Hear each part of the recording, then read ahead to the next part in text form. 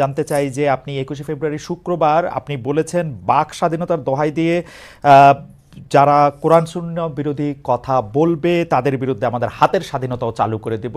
এটা আসলে আপনি কি মিন করেছেন? এবং একই সাথে আপনি বলেছেন যে জনাব ফরহাদ মাজার, জনাব সলিমুল্লাহ খান, জনাব সোহেল হাসান গালিব এবং জনাব রাখাল রাহা সহ এদেরকে আসলে হত্যা বা চরম শাস্তি দিতে হবে। এটা দিয়ে আসলে আসলে আপনি কি বুঝাতে চান? না, আপনি হয়তোবা আমার বক্তব্য পুরাটা ভালো করে বুঝেননি। আমি আপনাকে উত্তর দিচ্ছি, তারপর আপনার কাছে আমার একটা প্রশ্ন আছে, উত্তর দিবেন বলে আশা করি। জি। প্রথম হচ্ছে যে আমি যে বলেছি হাতের স্বাধীনতা, এটা বলেছি রাখাল রাহা এবং ওই গালিবের ব্যাপারে, যারা আল্লাহ তার হাবিব মোহাম্মদ সাল্লাল্লাহু আলাইহি সাল্লামের আরশচুম্বী সম্মান মর্যাদার বিপক্ষে বক্তব্য দিয়েছে, আমাদের হৃদয়ে রক্তের ক্ষরণ সৃষ্টি করেছে, আমাদের ইমানে আঘাত করেছে। আর যেহেতু আজকে 50 বছর যাবত দেশের মুসলমান আলেম ওলামা সর্বশ্রেণীর মুসলিমদের দাবি হচ্ছে ব্লাসফেমি আইন, যেন নাস্তিক তার নাস্তিকতা নিচে পোষণ লালন করবে, ধর্মনিরপেক্ষতাবাদী তার ধর্মনিরপেক্ষতা আদর্শ নিজে লালন করবে, কিন্তু ফ্রিডম অফ স্পিচ এবং ফ্রিডম অফ এক্সপ্রেশন, বাক স্বাধীনতা, মুক্ত চিন্তার দোহাই দিয়ে যখন তখন আল্লাহ তার হাবিব সাল্লাল্লাহু আলাইহি ওয়াসাল্লামকে গালি দিবে, ইসলামের বিরোধিতা করবে, আর রাষ্ট্র তাদেরকে প্রতিহত করবে না, প্রতিরোধ করবে না, বরং আমরা তাদের যদি শাস্তি দাবিতে রাস্তায় নামি, তখন রাষ্ট্র আমাদের ট্যাক্সি কিনা বুলেট আমাদের বুকে মারে।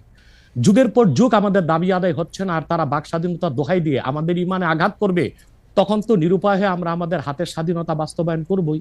আর সলিমুল্লাহ ফরহাদের ব্যাপারে আমি মৃত্যুদণ্ডের কথা বলিনি, আমি বলেছি সলিমুল্লাহ এবং ফরহাদ অত্যন্ত বুদ্ধিবৃত্তিক ভাবে মানুষকে, সমন্বয়কদেরকে বিপদগামী করছে।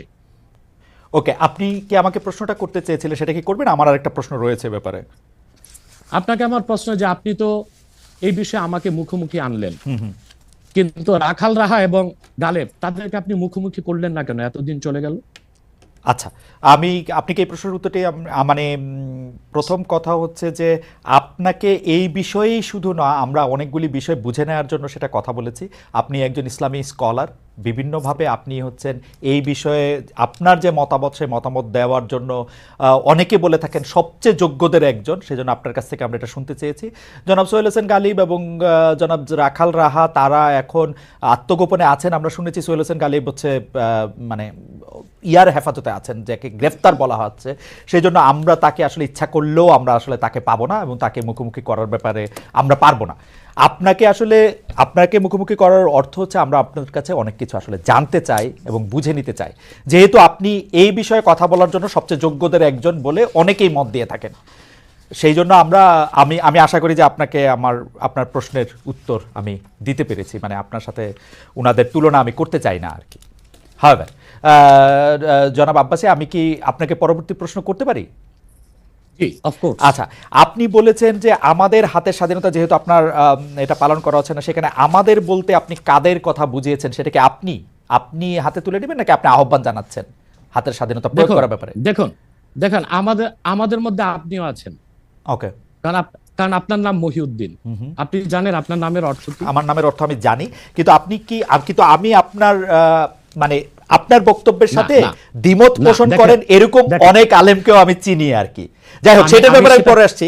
আপনি আমার শিক্ষক হিসেবে আপনি এটা আমাকে একটু ব্যাখ্যা করেন যে জিনিসটা আসলে আমাদেরটাকে। জি জি, সরি। আমি খালেদ ভাই আপনাকে ভাই বলছি। জি, আপনি আমার চেয়ে বয়সে বড় হবেন। জি। দ্বিতীয় কথা হচ্ছে, উত্তরটা শুধু আপনাকে দিচ্ছি না, আপনার মাধ্যমে অনেককেই দিচ্ছি।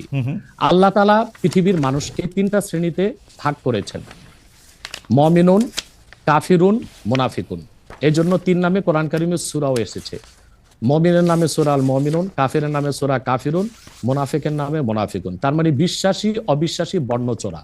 যারাই মুমিনুন বা বিশ্বাসী, আপনি যদি সেই বিশ্বাসীদের একজন হন, তবে হাতের স্বাধীনতাকে আপনিও সমর্থন করবেন। আমি আপনাকে আমার মধ্যেই রাখলাম। আমি আপনার হাতের স্বাধীনতাকে আমি আসলে এখন পর্যন্ত সমর্থন করতে পারতেছি না, এটা আমি বুঝতে চাইতেছি। কারণ হচ্ছে যে এটা আপনি আমাকে বলেন, সেই আপনি কিনা, মানে আমাকে না রেখে আপনি আপনাকে বলেন যে এই হাতের স্বাধীনতা আপনার কিনা।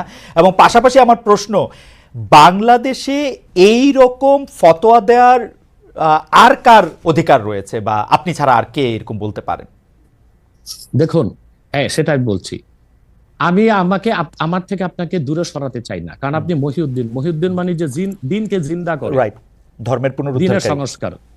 হ্যাঁ, পুনরুদ্ধার না, দিন তো পরিপূর্ণ সংস্কার, হয়ে গেছে right, 1000 right, বছর আগে। right, অর্থাৎ ধর্মের পক্ষে যে কাজ করে, দিনের মৌলিক বিধানগুলোকে বাস্তবায়নে যে সচেষ্ট, সেজন্য আপনি আর আমার মধ্যে যদি আপনার নাম আর আপনার কাজে ভিন্ন হয়, তাহলে আপনি কিন্তু দুঃখ নিবেন না, মুনাফেক বা বর্ণচোরাদের অন্তর্ভুক্ত হন। যেহেতু আপনি মহিউদ্দিন এবং আপনি একজন মুসলিম পরিচয় দিচ্ছেন, এটা সকল মুসলিমদের পক্ষ থেকে আমার ফতোয়া।